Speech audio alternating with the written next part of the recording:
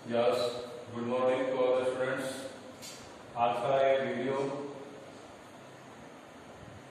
वो लेसन के portrait of the lady, जिसका पिछला एक वीडियो आपको अपलोड कर दिया गया है। ये दोनों ही क्लासों में 11th की हॉर्नबिल का फर्स्ट और पैनोरामा का सेकंड लेसन है, इसलिए दोनों क्लासेस के लिए है। पिछले वीडियो से regularly about the narrator and grandmother, जब तक वो गांव में रहते थे बहुत अच्छी में इंटीमेसी थी, साथ साथ रहते थे।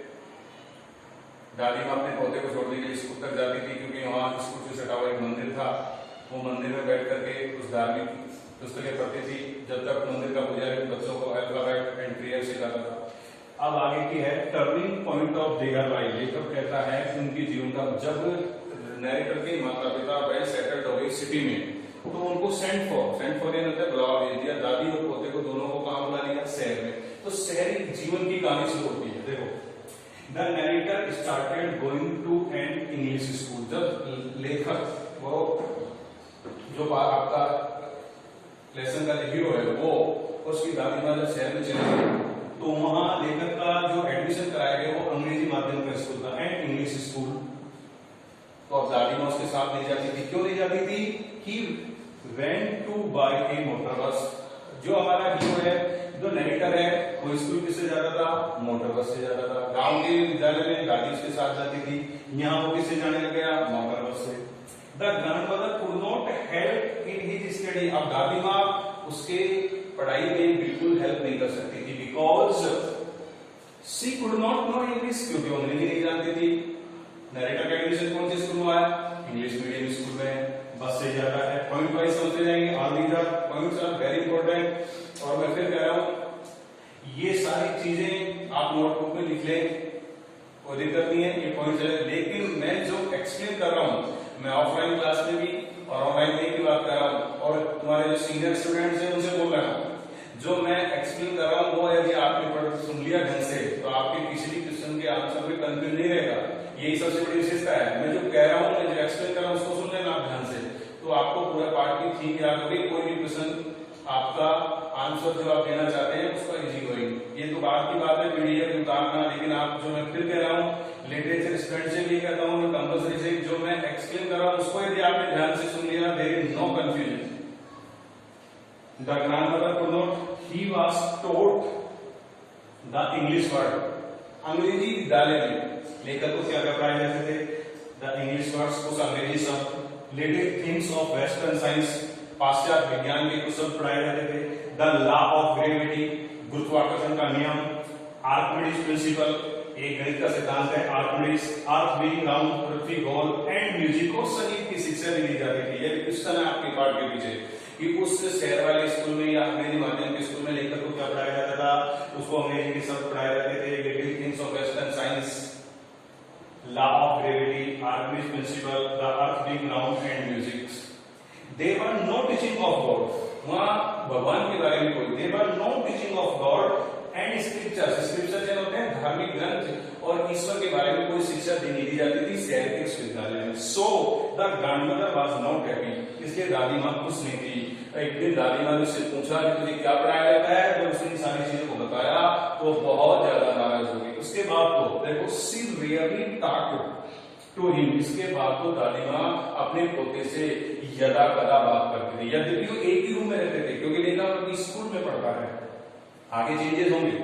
Really talked to him and spend all her time.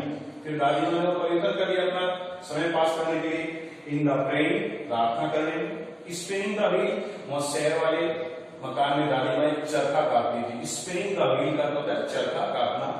And feed the sparrow, और गोरिया जो चिड़िया होती है घरेलू, उनको दाना, रोटी के टुकड़े डालती थी। ये तीन काम हमेशा प्रार्थना करती थी, चरखा चलाती थी और स्पैरोज को रोटी के टुकड़े डालती थी। गांव में स्कूल जाते समय बासी रोटी ले जाती थी कुत्तों के लिए। फ्रॉम सनराइज टू सनसेट, सूर्य उदय से सूर्य अस्त तक। She said bye her spinning wheel, वो अपने चरखे के बगल में बैठती थी। सूर्य उदय से लेकर सूर्य अस्त तक किसी से बात नहीं करती थी, प्रार्थना गुनगुनाती रहती थी। Set bye her spinning wheel only in the afternoon, ध्यान देंगे केवल दोपहर में। शी लेफ्ट द व्हील, उस चरखे को छोड़ती थी। टू फीड द स्पैरो, चिड़ियाओं को रोटी के टुकड़े खिलाने के लिए, केवल दोपहर में, वो भी कितनी देर के लिए, आधे घंटे के लिए। इट वॉज द हैप्पीएस्ट, ये आधा घंटा उसके पूरे जीवन का सबसे खुशी का समय होता था। It was the happiest half hour, 24 घंटे में से 12 घंटे में से, दिन के 12 घंटे में से सबसे ज्यादा जो खुशी का आधा घंटा होता था कब, ऑफ द डे, और हर जब वो गोरियों को खिलाती थी चरखे को छोड़ करके। When she threw the little bits के टुकड़े BITS of the bread and रोटी के, दादी माँ बनाते हैं बैठ कर जब रोटी के छोटे छोटे टुकड़े करके उन चिड़ियाओं को फेंकती थी बेटे, to the sparrow, hundreds of the birds, 100 से अधिक गोरियां चिड़ियाएं collected around him, दादी माँ के चारों तरफ एकत्रित हो जाती थी, और इतनी फैमिलियर हो गई थी कि some of them perched, PERCHD,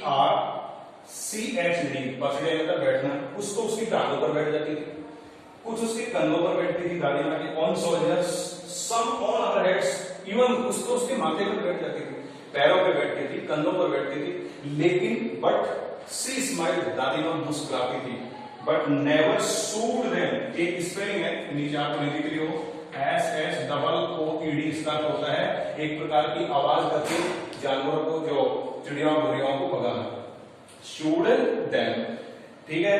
तो ये आपका पॉइंट वाइज चल रहा है। नेक्स्ट यहां तक हो गया। तो स्कूल में जब उसको ये शिक्षा दी जाती थी म्यूजिक की, law of creativity, western things of science, तो इन सब पर दादी माँ ने अपना व्यूज व्यक्त किया। हमारे पार्ट में एक पॉइंट भी है, कंटिन्यू पॉइंट है आपका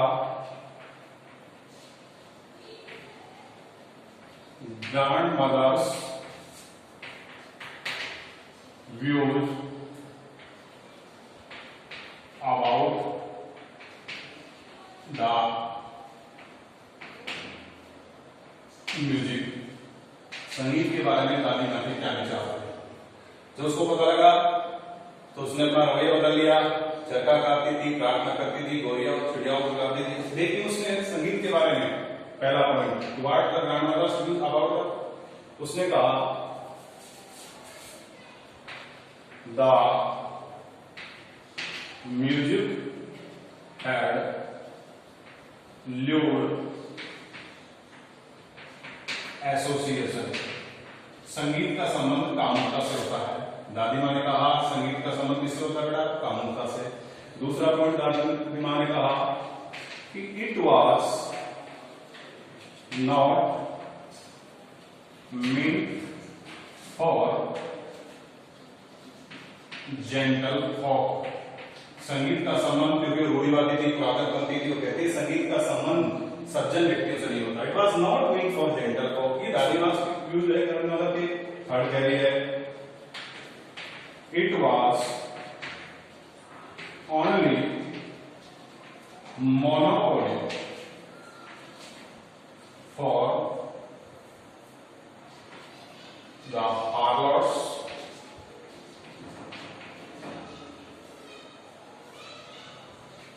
and the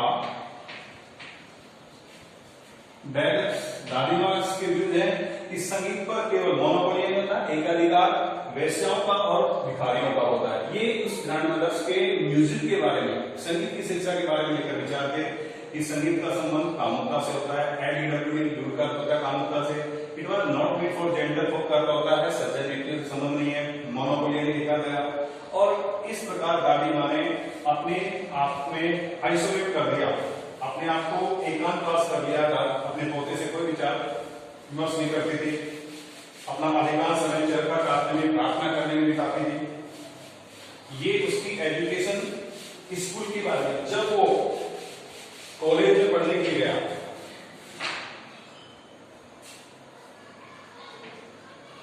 when the narrator went to university, जब स्कूल शिक्षा प्राप्त करने के बाद जब वो विश्वविद्यालय पढ़ने के लिए गया तो उसको अपने ही शहर के मकान में अपनी दादी माँ से अलग रूम दे दिया गया। When the narrator went to the university, तो क्या परिवर्तन किया? He was given A separate room, किसको दिया गया? नरेटर को। तो नरेटर कह रहा है कि then the common link of their friendship was snap, कि उस दिन मेरी और मेरी दादी माँ का जो सामान्य मित्रता का जो सामान्य संबंध था वो भी स्नैप के ही समाप्त हो गया। एजुकेशन जब तक स्कूल की थी एक ही रूम में रहते थे, लेकिन दादी माँ अपने पोते से वार्तालाप नहीं करती थी, क्योंकि there are no teaching of gods and scripture in English school. She did not like all this, specially music education. But when he went to university तो उसको अलग रूम दिया गया और लेकर कहता है तब तो मेरी दादी माँ का और मेरा जो कॉमन मित्रता का सामान्य संबंध था, link of the common friendship was snap. After college education the narrator went to abroad for higher education. Listen carefully, मैं फिर बार बार कह रहा हूं, आपको केवल एक्सप्रेशन सुन ले, आपके सारे प्रश्नों का उत्तर हो जाएगा, क्योंकि इसी से ये जितने भी बच्चों के टॉपिक सुनेंगे लिटरेचर में कंपल्सरी में, केवल आप एक्सप्रेशन सुन लें, जो मैं थीम बता रहा हूं बहुत सारे। आप क्या हुआ देखो, when he went abroad for higher education for 5 years, से ध्यान रखने की बात, इसीलिए बार बार कह रहा हूं, लेकर उच्च शिक्षा के लिए कहा गया? विदेश में गया। ये दो लोकेशन पूछ सकते, कितने वर्ष के लिए गया? 5 वर्ष के लिए। तब नरेटर ने सोचा कि शायद मैं 5 वर्ष बाद जब वापस लौट करके आऊंगा मेरी दादी माँ मुझे जिंदा नहीं मिलेगी, क्योंकि काफी वृद्ध हो चुकी थी। तो when he went abroad for higher education for 5 years, तब क्या हुआ? दादी माँ ने बॉन्ड ऑफ लव, हालांकि वार्तालाप नहीं करती थी, लेकिन स्नेह होता कि उसका पोता था, बचपन से साथ रहे थे। जब वो गया तो देखो, she came to see him off at the railway station. दादी माँ उसको विदा करने के लिए, see him off at the, अपने पौधे को विदा करने के लिए रेलवे स्टेशन पे आई। पॉइंट नंबर 2,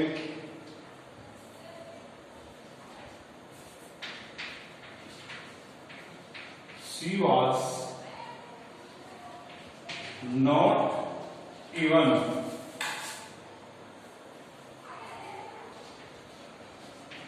सेंटिमेंट, वो बिल्कुल भी भावुक नहीं थी, and did not show any emotion, कोई भावनाएं प्रदर्शन नहीं की, कोई भावुकता नहीं थी। होता जा रहा है, कोई आंखों में आंसू आना या भावुकता का कोई रुदन होना, केवल क्या किया? सी kissed the narrator's forehead। ये बहुत इंपॉर्टेंट पॉइंट चल रहे हैं आपके सारे विषय में। दादी माँ अपने पौधे को विदा करने के लिए रेलवे स्टेशन जाती है, कोई भावुक नहीं, सेंटिमेंट, कोई भावना प्रदर्शन नहीं करती है। सी डिड नॉट टॉक, वो बातें नहीं करती है, चुपचाप वो अपने पोते के ललाट को, मस्तक जहां पर तिलक निकालते हैं, she kissed the narrator's forehead silently. और इस शारीरिक संपर्क को लेकर के विदेश चला गया नरेटर। हो सकता है दोबारा आऊं तो मेरी माँ, दादी माँ मुझे जिंदा नहीं मिले, स्मृति चिन्ह के साथ गया, लेकिन दादी माँ ऐसा कर सकती थी। जब लेकर वापस 5 साल बाद वहां से रिटर्न हुआ, when he came back from abroad, तो दादी माँ, देखो ये 3 पॉइंट्स तो थे जब वो विदेश गया। When he came back from abroad, जब लेकर 5 साल बाद कहां से आया, विदेश से, तो दादी माँ फिर स्टेशन पर खड़ी हुई थी। तो 5 साल तक ऐसा नहीं वो स्टेशन पर खड़ी हुई थी फॉर एंजॉयमेंट। 5 साल बाद भी वो जिंदा थी। देखो, when he came back from abroad, तो ध्यान देंगे, she came to receive him, गया जब विदा करना, see him off, see off विदा करना, रिसीव यानी उसको लेने के लिए आई, receive him at the station. दादी माँ अपने पोते को लेने के लिए स्टेशन पर आई। She did not talk him, कोई बात नहीं की अभी भी, बट अब क्या किया, she clasped him in her arms। ध्यान देंगे, जब गया था तो ललाट को चूमा था, और जब आज 5 साल बाद आया तो अपने बेटे को अपनी बाहों में भर दिया। क्लैस्प यानी जकड़ना, हिम इन हर आर्म्स, आज दादी माँ ने अपने पोते को फिर अपनी बाहों में आलिंगन कर लिया। घर आ गए, श्याम को एक परिवर्तन हो गया। दादी माँ ने जब से लेकर जानता है आज तक कभी प्रार्थना नहीं छोड़ी, लेकिन आज श्याम को जब वो विदेश से आया, सी डिड नॉट प्रेयर, ये तो ध्यान रखिए, जब वो वापस आया तो देखो उसको लेने के लिए गई, कोई बात नहीं की, लेकिन उसको अपनी भुजाओं में जकड़ लिया। At the evening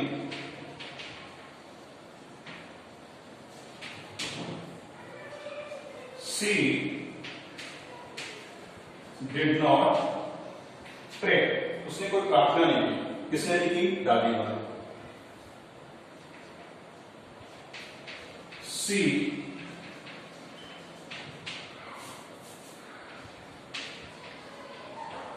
collected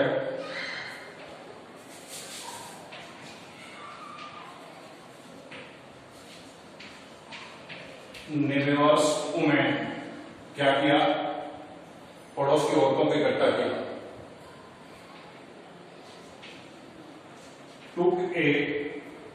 took an old drum, एक पुराना ड्रम लेके आए, and sang songs like home coming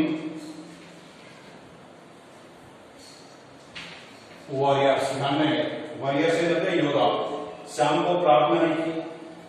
C collected the neighbors women, पड़ोस की संपूर्ण महिलाएं जो आसपास में थी उनको एकत्रित किया दादी माँ ने। एक पुराना ड्रम ढूंढ के लाई और उस ड्रम को खूब देर तक बजाया और ऐसे गीत गाए, and saying song like home coming, जैसे कोई योद्धा युद्ध से जीत करके आता है उसका स्वागत करते हैं, ऐसे दादी माँ ने अपने पोते का स्वागत किया जब वो 5 साल बाद विदेश से आया। तो दादी माँ ने औरतों को इकट्ठा किया, एक पुराना टूटा फूटा ड्रम लेके आए, उसको खूब बजाया और ऐसे गीत गाए जैसे वॉरियर से होते हैं, योद्धा जब आते हैं। दादी माँ को उसके पोते ने, उसके बेटे ने, उसकी बहू ने यानी नरेटस के माता पिता ने खूब मना किया कि ये आप बहुत ऑरेस्ट ट्रेनिंग कर रहे हैं। दादी माँ नहीं मानी। अगले दिन एक परिवर्तन आ गया, शाम को काम किया। नेक्स्ट डे, नेक्स्ट मॉर्निंग सी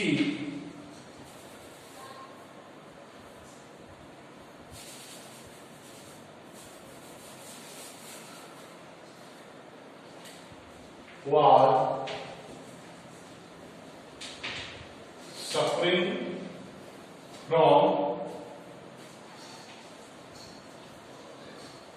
fever। अगली सुबह दादी माँ बुखार से ग्रसित हो गई, सफरिंग फ्रॉम फीवर। डॉक्टर को बुलाया गया, डॉक्टर ने कहा it is mild fever, it is mild नहीं होता है, हल्का फीवर है। किसने कहा, डॉक्टर ने। बट द ग्रैंडमदर रिफ्यूज्ड, उसने कहा नहीं ये गलत बात है, अब मेरे जीवन का अंत आ चुका है, ये मेरा आखिरी पड़ाव है, अब मैं ज्यादा दिन जीऊंगी नहीं, अर्थात मैं मरने वाली हूं। इस बात का भी नरेटर का जिसने विरोध किया, उसने किसी की बात नहीं सुनी, किसी से बात नहीं की, अपना अधिकांश समय प्रार्थना में बिताया। उसने कहा नहीं, मैं ज्यादा दिन की मेहमान नहीं हूं, मेरा अंत आ चुका है। और वो तो इस बात को समझते ही कि इससे पहले दादी माँ के हाथों से वो जो रोजरी थी, रोजरी में आरो रोजरी माला, वो दादी माँ के मुंह से छूट गई। हल्का सा पीलापन दादी माँ के चेहरे पे छा गया, अर्थात दादी माँ मर गई। लेकर के माता पिता दादी माँ की अंत्येष्टि, FUNERAL का होता है अंतिम संस्कार की तैयारी में जुटे। परंपरा के अनुसार मरे व्यक्ति को तुरंत जमीन पर लिटा दिया जाता है, एक क्रूड स्ट्रक्चर अर्थी बनाई जाती है, क्रूड स्ट्रक्चर सफेद कपड़े में लपेट दिया जाता है। जब दादी मां मर गई, उसको एक अर्थी में लिटा रखा है, तो थाउजेंड ऑफ स्पैरो उसी समय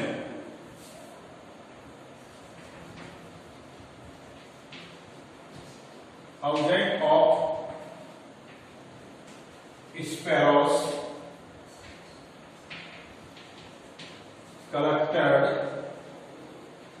around her dead body। वो जो चिड़ियाएं थी जिनको रोटी के टुकड़े खिलाती थी, हजारों चिड़ियाएं उसी अर्थी के आसपास एकत्रित हो गई। देयर वाज नो चिरपिंग, एक भी चिड़ी के द्वारा कोई चहचहाट नहीं था, मानो कि दे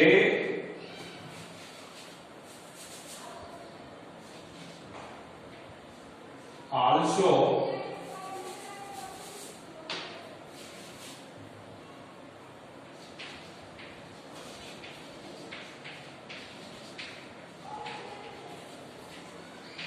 ऑन हर डेथ, मानो वो इसकी मृत्यु पर खेद जता रही है। दे आल्सो मॉड, मन का होता है खेद प्रकट करना। लेकर की मां अंदर गई, रोटी का टुकड़ा लाई, जैसे दादी मां रोटी के छोटे छोटे टुकड़े करती थी वैसे टुकड़े की उन बोरियों को फेंका, but they did not notice on it, किसी भी चिड़िया ने उस रोटी के टुकड़ों पर ध्यान नहीं दिया। लेकर के माता पिता दादी मां को अंतिम संस्कार के लिए गई, चिड़ियाएं उड़कर चली गई। End of the story.